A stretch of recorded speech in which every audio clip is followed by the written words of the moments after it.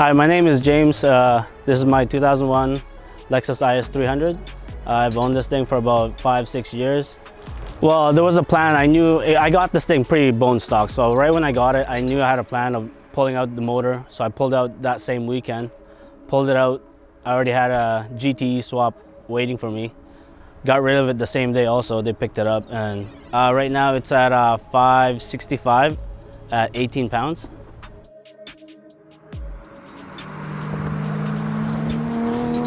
All right, you guys, today has been a crazy day, and I'm very much looking forward to showing you guys this build. Forgot to put my GoPro on again. Forgot the GoPro. I did hook up the GoPro right on the rear tire there, so you should be able to see it squat a little bit. This, ladies and gentlemen, very excited for this one. This is a car that I saw on Facebook Marketplace not too long ago. Here in North America, the IS, of course in Japan, the Altezza, which I will get to. The IS was only offered, of course, in a 2-liter inline 6 and a 3-liter inline 6. The 3-liter, of course, being a very strong iron block inline 6 made for boost. Of course, in the NA application, it didn't have boost. You had to get the Supra or the Aristo in order to get a boosted 2JZ in any application. From the Nissan world, what you could do with, let's say, an S chassis is do a KAT, because they are strong still and they have more displacement than an SR20. Here in the Toyota world, you could still do that with a 2JZ, with an NA 2JZ. This is a 2JZ GTE swapped IS300.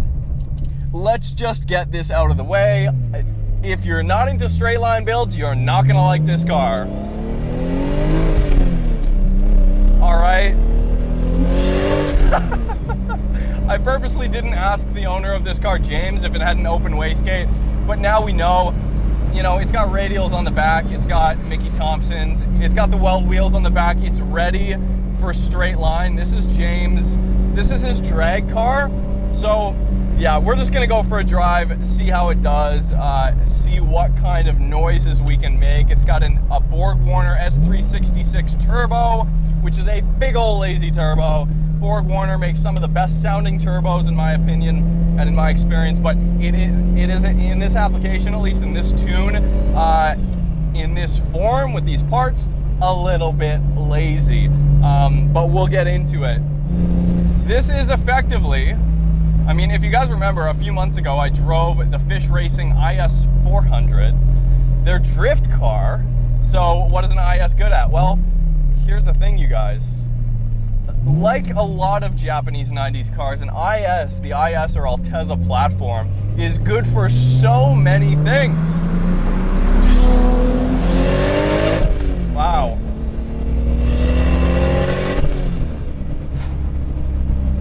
Sounds like a fighter jet.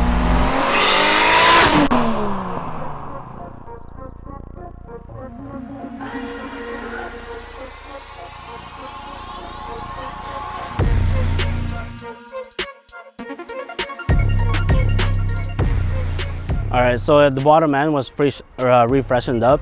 Heads were changed, the valve springs, the cams, and whatnot. And that's most of the head work I've done on this thing. A lot of the seals was all done, bearings. So with this tire setup right now, it hooks up pretty good, but depending on the tire pressure also. Other than that, if the tire pressure is too low, it just bounces all over the place. So initially I had the Turbo 400 in here thinking that, you know, I could take this out to the track, you know, once or twice a month and take it out, see what it does. That was the initial build, was to take it out to the track most of the time. And then once that was done, I've been driving around the city, and it just kind of got boring for me. So I found an R154 that's built, put that in, got rid of the Turbo 400 instantly also. So now it's a lot more fun to drive around in the city.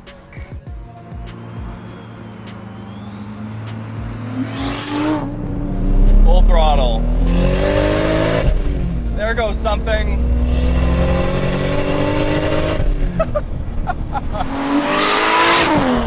It's moving around a little bit, but fairly stable. So originally I thought it was an auto, and I show up today, and And James was like, no, a couple months ago I saw a really good deal on an R154, and so it's got a manual, and it makes it a little bit more streetable. The big, of course, thing here is the tires, but my God, does the S366 sound good? It really just overpowers everything else that this car has going on. The fuel pump's incredibly loud. Stock seats too, which is questionable.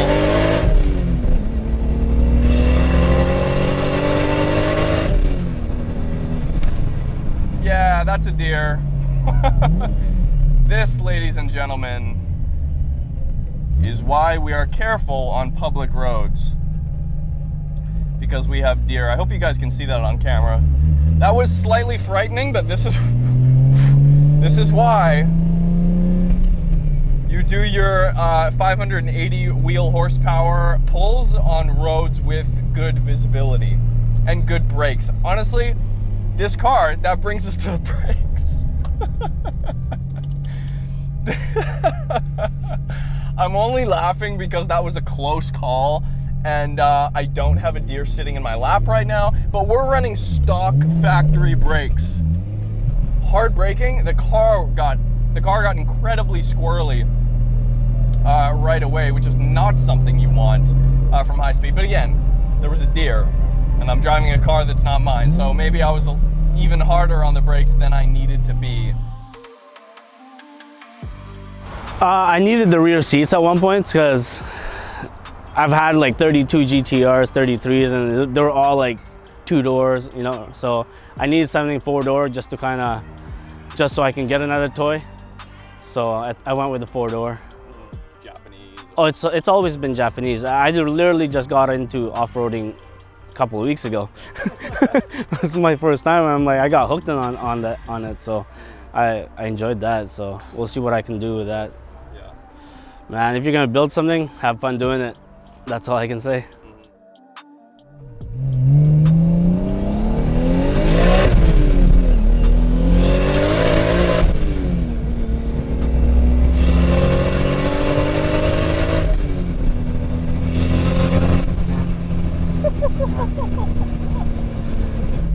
You know, it is to the point where full spool isn't really happening until just before 4,500 RPM, which is fine if you can rev to like 8 or 8,500. But here, of course, we're revving to about 7,000-ish. There we go.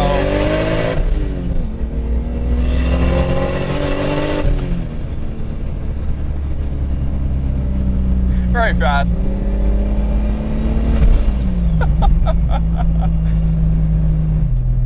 But it's true, the IS is, in my opinion, like if you are in a position where you can import legally, here in Canada it's 15 years, in the US it's 25, if you can legally import an Altezza RS200, I think that's the best value daily rear-wheel drive manual car from Japan money can buy right now.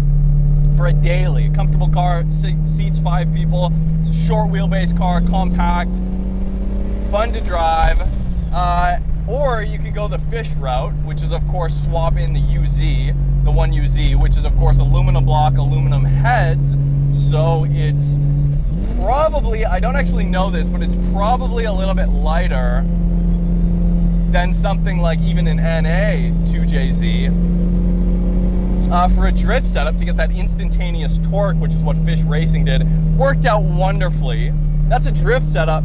Or you can keep it stock with the RS200 with the beams, the blacktop beams motor, and have a killer daily. 50-50 weight distribution, high revving, it's never gonna break.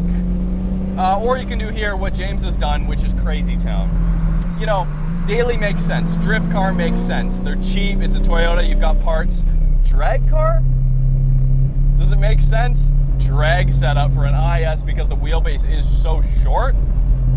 And it's relatively twitchy. They're a bit taller than something like a Corvette or something, I don't know, a Challenger or an F-body, something that's long and low, something traditionally for a drag setup.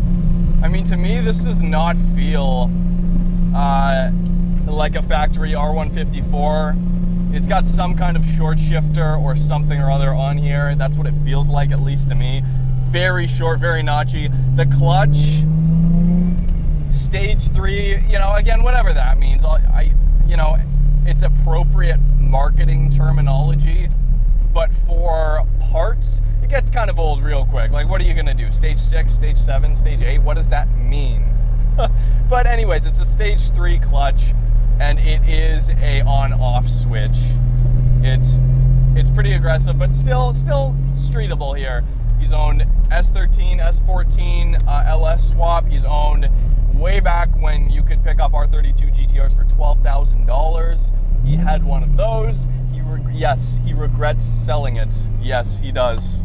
He had an R33 GTR. So, you know, he immediately when he got the car, he took the engine out and he rebuilt it right off the bat. So it is a built bottom end. It is freshened up. It's got stiffer valve springs to, you know, of course, fight off valve float and other things like that. It's always a good idea to do that, and he's done exactly that here. It's running a Link G4 ECU. The rev limit hasn't, you know, been raised too far above factory. It's basically a factory rev limit. This big cable, I don't know if you guys can see this, on the steering wheel here, this is for 2-step. It's not quite set up. Well, it is set up, but he's got it way too high. We would just roast the tires, which I would thoroughly enjoy doing, but we're not gonna use that today. But other than that, look at the interior. It's a daily. You could drive this every day. Pretty soft suspension here too. I actually don't know what James is running for suspension, but this thing's a riot. I love it. I think James has done a great job with this car. What does it need? What does it need? It needs seats and it needs brakes. And if you wanted to, I mean, he's running pump gas, you guys. This is about 580 wheel horsepower, tuned by Bill over at Applewood Performance Center in Langley to about 580 horsepower. It's already got the Link. If you wanted to run some kind of flex fuel setup or ethanol setup, again, of course, the leg's gonna come down. You guys already know this. The leg's gonna come down and he's gonna pick up an extra 1,000 horsepower, right? Like, it is just that crazy what efficiency can do for these setups. But thank you guys so much for watching. Hopefully you guys enjoyed this drive in James's 2JZ GT. Did I say that right? James's? James? No, I think it's just singular. James 2JZ GTE IS300. This is a beast of a car. A little bit squirrely. Definitely a little bit hairy. Anyways, you guys, subscribe if you haven't already. Hit me up on Instagram at Roads Untraveled. You can see what I'm driving on a daily basis over there. Yeah, I'm so tired. I was at Mission Drag, not Mission Drag. See, that's how tired I am, I can't talk. Mission Drift Days at Spec D Drift Day. Lots of fun, lots of cool guys. I met a few of you guys out there. That was a lot of fun. So I look forward to seeing you guys in the next video.